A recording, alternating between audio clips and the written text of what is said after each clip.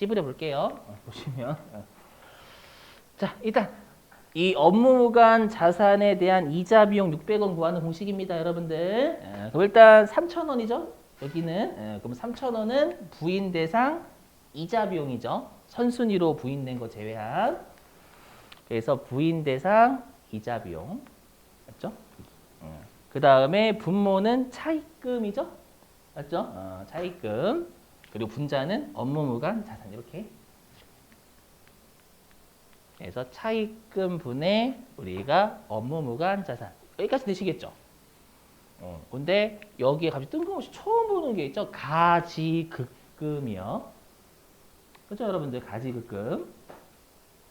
설명 좀 드리면 그 혹시 여러분들 세법에서는 이거 이미 했던 것 같은데 세법에서는요. 특수관계자한테 업무와 무관하게 돈을 빌려준 걸 가지급금이라고 해요. 알죠? 좀 이따 띄울 건데 특수관계자에 대한 업무무관 대여금을 가지급금이라고 합니다. 그러니까 내가 특수관계자가 별장산 돈을 빌려준 거예요, 회사가. 이해되시겠어요? 그러면 가지급금은 업무무관 자산이에요, 아니에요? 특수관계자에 대한 업무무관 대여금, 대여금 자산이잖아요. 맞아요. 이해되시겠어요? 그래서 업무무관 자산이 아까처럼 그냥 별장만 있는 게 아니라 업무와 무관하게 돈 빌려주는 준 것도 포함되는 거예요.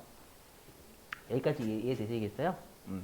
자, 근데 왜 굳이 업무무관 자산하고 가지급금을 이렇게 나누냐면 가지급금은 요 업무무관 자산 이자에다가요 12장에서 한 번 더 제재가 또 있어요. 근데 여기 있는 업무무관 자산 자체는 이 9장에서밖에 제재가 없고 이 업무무관 가지급금은 9장, 12장 제재가 별도로 있기 때문에 나누는 것 뿐이에요. 아셨죠? 자, 그리고 이제 여러분들이 처음 배우시는 게 이제 나와요. 여기에 적수라는 개념이 들어와요. 적수. 이게 뭔지 좀 설명할게요. 여기 보시면 자, 결론부터 말씀드리면 컴퓨터가 알아서 적수를 구해줘요. 그래서 지금은 그런 게 있나 보다라고 이해만 해주시면 돼요. 자, 보시죠, 여기. 예를 들어가지고 자, 보증금 이자, 간주임대료.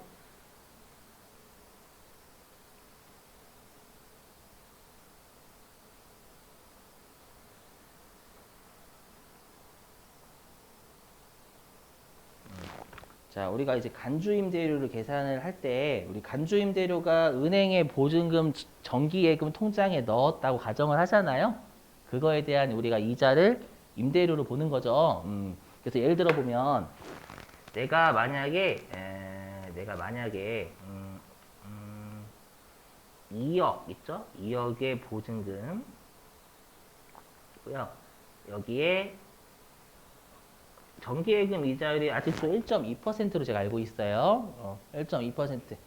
여기까지가 보증금 넣은 거의 정기예금 이자죠. 맞죠? 그러면 여기까지 하면 이게 1년치 이자 수익인 거잖아요. 맞죠? 근데 내가 보증금을 꼭 1월 1일 날 넣어요? 아니죠. 보증금을 단기 중에 넣을 수도 있는 거잖아요. 또는 전년도에 넣을 수도 있는 거고요. 그죠? 근데 우리가 세무조정 자체는 항상 당년도 하는 거니까 당년도의 일수만 하는 거예요. 아시죠? 그래서 예를 들면 내가 이 보증금을요, 전년도에 받았대, 전년도. 전년도에 보증금을 받았고 아직까지 계속 가지고 있대요. 그러면 우리가 원래 이거를 회계에서는 12개월 중에 몇 개월 이렇게 하죠. 맞죠? 근데 세법은 무조건 1할로 해요. 1할. 365일 또는 366일분의 며칠 이렇게 합니다. 이게 정확히 엄밀히 얘기해요. 그죠, 여러분들? 그래서 365일 중에 얘가 365일 계속 있는 거죠, 여러분들. 만약에 전년도에 보증금을 내가 은행에 넣었다면 올해는 365일 내내 있는 거잖아요. 이해되시겠어요? 무슨 말인지? 요 공식? 그럼 얘랑 같은 게 뭐예요? 얘랑 같은 게 2억 곱하기 365일 곱하기 1.2% 곱하기 365일분의 1일이죠. 이거랑 얘랑 같은 말이잖아요, 여러분들. 여기는 구몬 선생님 영역이 제 영역이 아닙니다, 여러분들. 같은 영역이죠. 그러면 이걸 우리가 적수라고 불러요. 이걸 보증금의 적수라고 해요. 보증금이 365일 내내 쌓여 있었다라고 해서 누적수. 이해되세요? 근데 이럴 수도 있잖아. 예를 들어가지고 얘를 만약에 7월 1일 날 보증금 받았대. 7월 1일 날 받았대요. 올해. 그래서 올해 넣었대요. 그러면 얘는 2억 곱하기 1.2% 곱하기 이거는 여러분들 컴퓨터가 구해주니까 굳이 적지 마세요. 184일 이렇게 됩니다. 우리 7월 1일부터 12월 31일까지 계산하면. 그럼 얘랑 또 같은 게 2억 곱하기 184일이잖아요.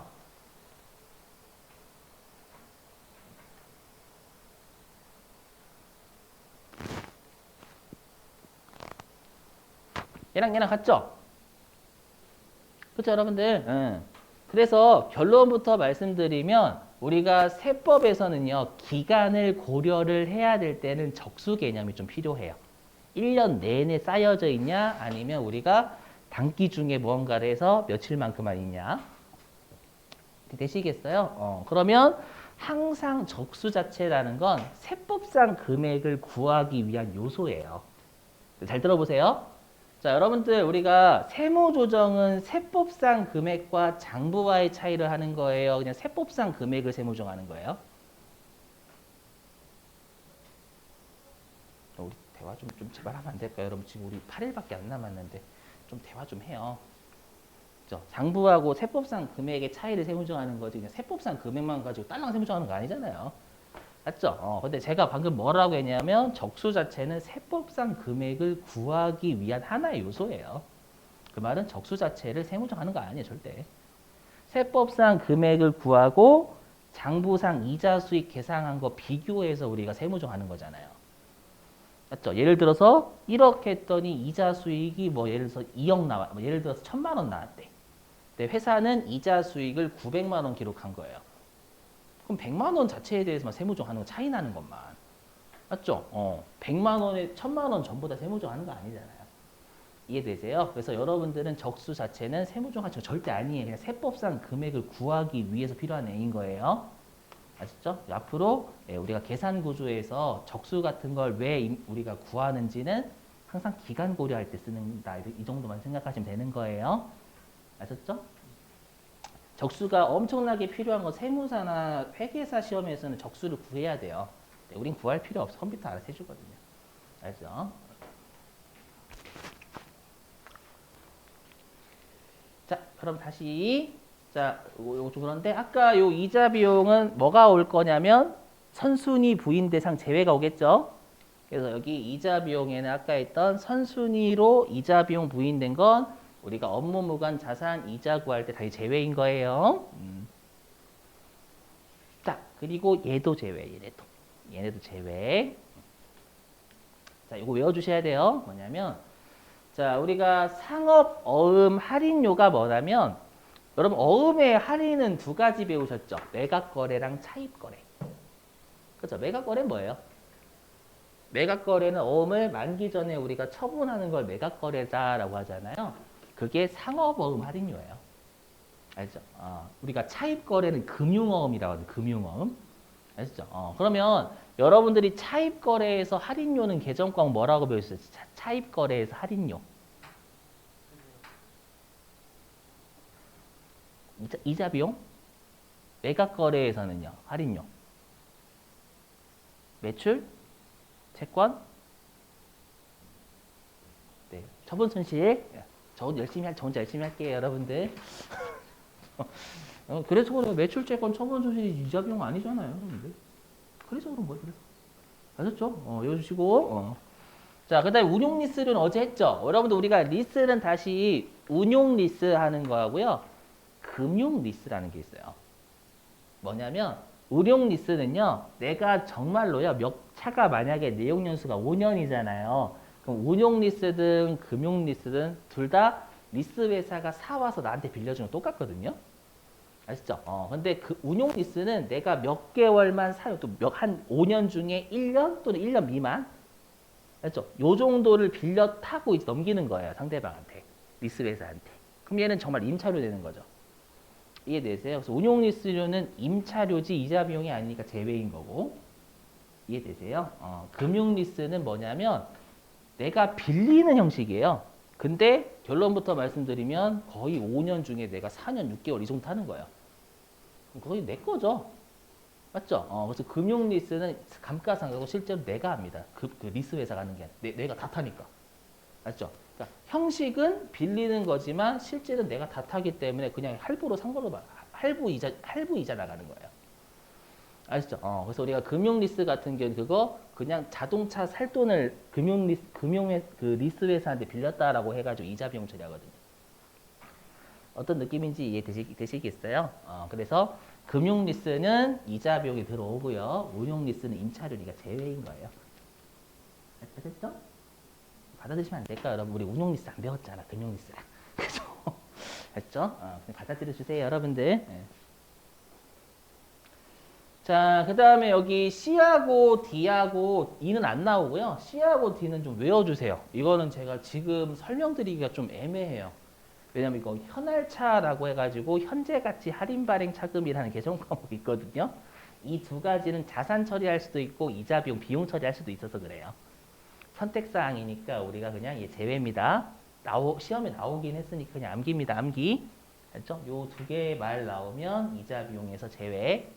아시죠? 대신에 여러분들 사채 할인 발행 차금 있죠? 세무 2급 때 배우셨던 사채 할인 발행 차금만큼은 이자 비용 늘잖아요. 그죠? 그래서 사채 할인 발행 차금도 시험에 나왔었어요. 상가액은 이자 비용 맞습니다. 한번 고민해 보세요. 세무 2급 다시 돌아가셔가지고 혹시라도 이해가 안 되시면 지금 카페 영상에 제가 사채에 대한 거 설명해놨으니까 사채 할인 발행 차금은 이자 비용이 증가하는 겁니다. 자, 됐고요. 자, 그 다음에 차입금 적수의 도출은 제가 왜 넣어놨는지 모르겠어요. 죄송해요, 여러분들. 이거 뺄걸. 컴퓨터가 구해줌. 구해줌. 이거 빼야 되는데 제가 모르고 삭제를 못했어요. 죄송해요. 뭐, 실수할 수도 있죠, 사람이요. 자, 보시면. 자, 그 다음에. 자, 여기 잘 보셔야 돼요. 이 가지급금을 잘 보여주셔야 돼요. 가지급금. 우리가 왜냐면 나중에 가지급금하고 업무무관 자산 집어넣어야 되거든요. 아셨죠? 근데 업무무관 자산으로 안 보는 것도 있고 가지급금으로 안 보는 것도 있단 말이에요. 걔네들을 꼭 외워주셔야 돼요. 특히 가지급금은 12장에서 나오니까 여기서 잘 외우고 계셔야 돼요. 자, 보시면 자, 일단 가지급금은 요게 정의예요. 특수관계자에 대한 업무무관 대여금이 가지급금의 정의입니다. 자, 그리고 2번. 이거 조심하셔야 되겠죠. 들어보세요. 자, 우리가 나중에 12장에서 할 파트가 뭐냐면 내가 이제 특수관계자한테 업무와 무관하게 돈을 빌려줬어요. 그럼 뭘 받아야 돼요? 적정 이자를 받아야죠. 맞죠? 그럼 적정 이자를 받아야 되는다. 즉 우리가 특수관계자와의 거래에서 손해보는 거 되게 싫어한다면서요, 여러분들. 맞죠? 그래서 12장에서 하겠지만 우리가 특수관계자와의 거래에서는 시가대로 거래를 해야 돼요, 원칙이. 아셨죠? 근데 시가 이자는 300만 원인데 100만 원의 이자밖에 안 받은 거예요. 그럼 200만 원만큼 손해봤죠? 맞죠? 그러면 제재를 막 때려버립니다. 특수관계자와의 거래에서 손해보는 쓰레기 같은 놈 이렇게. 아셨죠? 반대로 얘기하면 특수관계자한테 300만 원의 이자를 받아야 되는데 내가 500만 원 받은 거예요. 세무서 이런 쓰레기 같은 200만 원 더 받았어? 아니에요. 맞죠? 300만 원 받아야 되는데 500만 원이나 받았어? 아유 잘했네. 야, 세금 더 내려고? 그렇게 되는 거죠. 아셨죠? 그러니까 거기는 손해본 이자만 제재해요. 적정 이자를 받거나 이자를 많이 받는 건 제재를 하지 않습니다. 이해되세요? 왜냐하면 거기는 우리가 특수관계자와의 거래에서 손해본 걸 제재하는 동네거든요. 여긴 달라요. 여기는 제목이 업무무관자산 쪽이잖아요. 여기는 특수관계자와의 거래에서 손해보는 걸 제재하는 게 아니라 뭘 제재하는 거냐? 업무무관 자산 자체를 제재하는 동네예요. 그렇기 때문에 적정 이자를 수령을 한대요. 근데 업무무관 자산이 맞잖아요. 가지예금 자체가. 그래서 적정 이자를 받건 안 받건 여기는 업무 무관 자산 자체를 꼴배기 싫어하는 동네고 그걸 제재하고 싶은 거야 무조건. 그래서 적정 이자 받건 높은 이자를 받건 제재 무조건 다 때려버려요. 이거 조심하셔야 돼요. 맞죠? 막 시험에 난리도 부르쳐 여기서 난리 부르쳐요. 업무 무관 자산 관련 이자 회사는 시가 이자대로 받고 있다 막 이렇게. 그럼 여러분 어우 잘했네. 왜냐면 12장까지 배우면 이게 막 섞여요. 그러니까 여러분들이 거기까지 안 헷갈리시려면 이 챕터는 뭐를 제재하는 동네고 이 챕터는 뭐를 제재하는 동네인지를 다지금 좀 잘 기억을 해주셔야 돼요. 알겠죠? 여기는 그냥 업무 무관 자산 자체에 대해서 제재하고 싶은 거예요. 아셨죠? 조심. 정말 조심하셔야 돼요, 여러분들. 자, 그리고 이제 동일인에 대한 가지급금, 가수금. 그럼 여러분들 가수금은 좀 느낌 오시죠? 우리가 그 세법에서 가지급금이 특수관계자에 대한 업무무관 대여금이잖아요. 그러면 세법에서 가수금은 특수관계자에 대한 업무무관 차입금이에요. 이해되시겠어요? 회계와 완벽하게 다르죠? 자, 그러면 이 말이 뭐냐면 저하고 여러분들은 특수관계자예요. 알죠? 자, 제가 여러분들한테 업무와 관련 없이 10억 빌려드렸고요. 그리고 여러분들이 저한테 업무와 무관하게 8억을 빌려주신 거예요. 그렇죠? 그럼 현실에선 퉁치죠. 그냥 2억 이렇게. 알죠? 그러면 이 동일인에 대한 가지급금하고 가수금을 어떻게 볼 거냐라는 건데 이게 앞으로 세동내에서 나와요. 여기 포함해서요. 그럼 거기 관련된 챕터 갈 때마다 이걸 외워야 되잖아요. 상계할 거냐, 상계하지 말 거냐. 이걸 외워야 되잖아요. 그럼 어떻게든 틀 잡고 외우셔야 되겠죠. 말문제 대비. 실기에서는 컴퓨터 알아서 해줍니다. 항상 법인한테 유리하게 해줍니다. 항상 동일인에 대한 채권 채무가 같이 있잖아요. 그럼 항상 법인한테 유리하게 해줘. 법인한테. 그럼 생각해 보세요. 그러면 요 업무 무관 자산 이자로 보는 금액이 클수록 법인 입장에선 혜택이에요, 제재예요? 제재죠. 업무 무관 자산 이자로 보는 금액이 클수록 제재예요. 그럼 분자가 크면 업무 무관 자산 이자가 커지죠. 그럼 그게 제재잖아요. 그럼 반대로 얘기하면 이 분자가 작아지면 업무 무관 자산 이자로 보는 금액이 작아지니까 법인한테는 좀 유리하죠. 그러면 이 둘을 상계하는 게 맞아요? 상계 안 하는 게 맞아요? 방금 힌트 드렸는데. 방금 사실 여기가 10억 들어가는 게 좋아요? 아니, 퉁쳐서 2억 들어가는 게 좋아요? 2억이 그렇죠. 그래서 원칙은 상계예요. 맞죠? 원칙은 상계? 오케이? 응. 자, 그리고 아래는 듣고 버리셔도 돼요. 예를 들면 제가 여러분들한테 10억 빌려드렸을 때는 이자가 5%였어요. 서로 간에 약정하기를. 알죠? 근데 제가 여러분들한테 8억 빌렸을 때는 워낙 급해가지고 28% 이자율로 빌린 거예요. 그럼 가치가 다른 돈이죠. 그래서 제가 여러분들한테 가가지고 자, 나 10억이고 너 8억이니까 자, 2억 퉁쳐서 나한테 줘. 여러분들 알았어 이렇게 해요? 꺼져. 맞죠? 왜냐면 저는 5%로 빌려드렸고 여러분들은 30% 같은 걸로 빌려드렸잖아요. 그럼 가치가 다른 돈이 퉁치면 바보죠, 바보. 맞죠? 그래서 여기 이자율이 다르거나 아니면 우리가 약정이 있어. 이자율에 대한 약정이 있으면 그때는 상계를 하지 않아요. 알죠? 여기는 말문제 대비예요. 말문제. 앞으로 이제 두 동네에서 또 나옵니다. 다 법인한테 유리하게 해줘요. 아셨죠? 자, 좀만 참으세요. 이제 하나 남았어. 하나. 자, 이제 제외 대상. 이걸 잘 외워주셔야 돼요. 일단 떠들어 볼게요.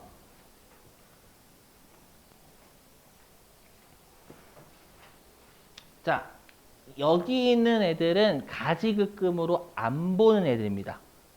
그렇기 때문에 9장이나 12장에서 절대 얘를 넣으시면 안 됩니다. 가지급금 넣으시면 안 돼요. 아셨죠? 암기 필수. 시험에 나왔던 거 위주로 하겠습니다. 자, 동그라미 2번. 자, 대표자 상여로 처분되면 그거 여러분들 대표자가 근로소득세를 내겠죠. 그죠? 근데 대표자가 그 회사의 짱이니까 일반적으로 현실에서는 법인이 그걸 대납합니다. 대납하고 가지급금 처리해요. 아셨죠? 그게 현실이기 때문에 그걸 인정해 준 거예요. 아셨죠? 그래서 여기 대표자 상여로 두드려 맞은 것에 대해서 법인이 대신 납부해 주고요. 그걸 회사가 대여금 이렇게 기록을 하면 그거는 가지급부는 안 봐요. 현실이기 때문에. 아셨죠? 외워주시고. 자, 그 다음에 동그라미 3번 서부터는 제가 맨날 드는 사례 있거든요. 자, 그거 가지고 해볼게요. 저를 희생해서 해볼게요. 저를 희생해서. 자, 뭐냐면, 자, 제가 여러분들 나이가 45살? 아니, 가정해 45살 아니에요. 여러분 오해하지 마시고. 누가 보면 20대처럼 생겼잖아요. 오지 마요. 오지 마. 오지 마요. 예전에는 술 마시러 갈 때 민주검사 했단 말이에요. 요즘은 안 하지만. 짜증나게. 왜 민주검사 하러 안 오는 거야? 이렇게 기대하고 있거든, 이렇게.